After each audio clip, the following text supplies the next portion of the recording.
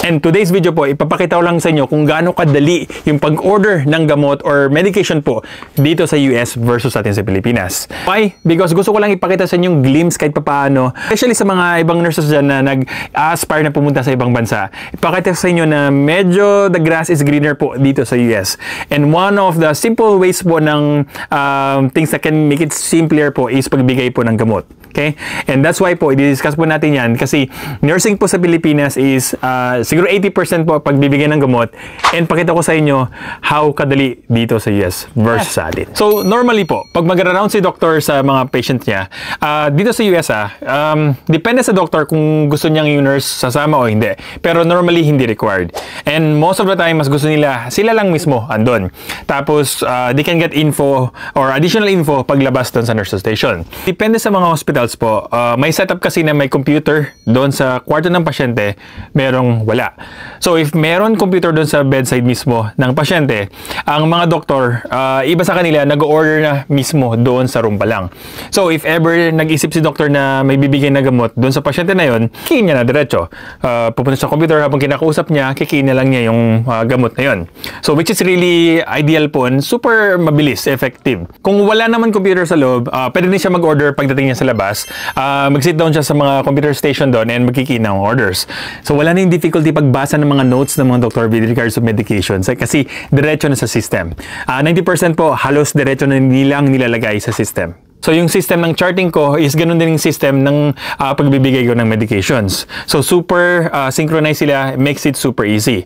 So, after nila mag-order, yung order na yun mismo po is magno-notify sa'yo sa system mo na meron kang bagong order, particularly medication. So, parang cellphone lang yan, para may ping, parang ganun.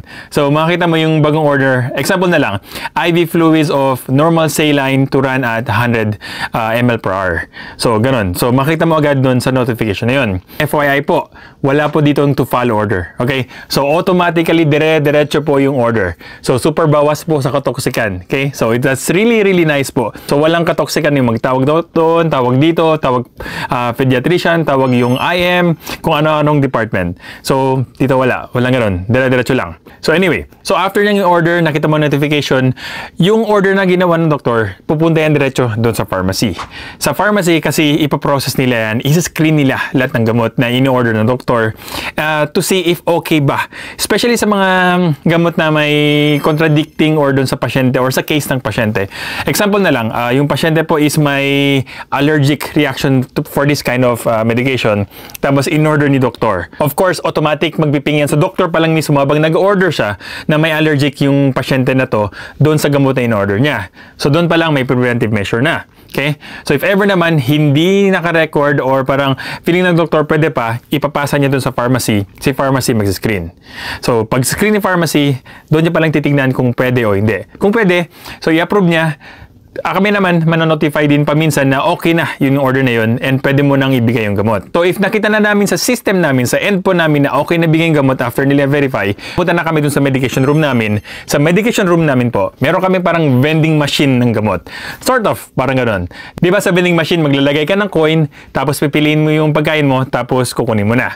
Parang gano'n po yung meron kami kada station dito. Kada floor po, kada nurse station, meron yan sila. Okay? Halos, siguro 80% po dito sa US mga hospitals, meron ganon. Makes it really easy. Pero dito, of course, hindi mo na kailangang bayaran. So, maglalagin ka lang, gamit fingerprint mo and username mo.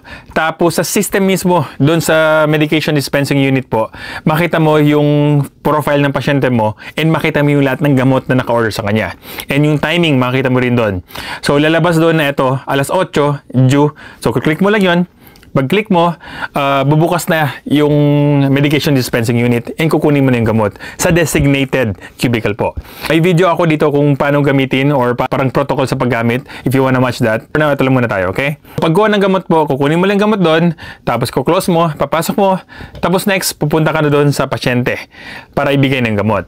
Bedside po, normally either may computer kami, meron nang naka-built-in doon, or meron yung tinutulak na computer kung saan kailangan mo lang i-scan yung pasyente, yung bracelet niya, tapos yung scan ng gamot to verify kung yun ba yung gamot na tama para sa pasyente.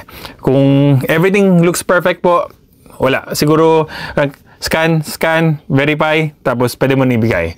So, ganun lang kabilis. Pag wala yung gamot doon sa nurse station, ang gagawin ni pharmacy is either dadalhin niya yung gamot from pharmacy to your floor po. Dadalhin niya doon mismo sa mismong medication room, ilalagay sa mga cubicles ng pasyente mo. So, that's one thing po. Kung bigating hospital, gaya na lang ng, I think, Makati Medical Hospital sa atin sa Pilipinas, meron silang mga tube system. Parang i-deliver lang yung gamot to the tube. So, from pharmacy, send diretso yun doon sa station namin. Tapos kukunin na lang namin doon sa tube station area.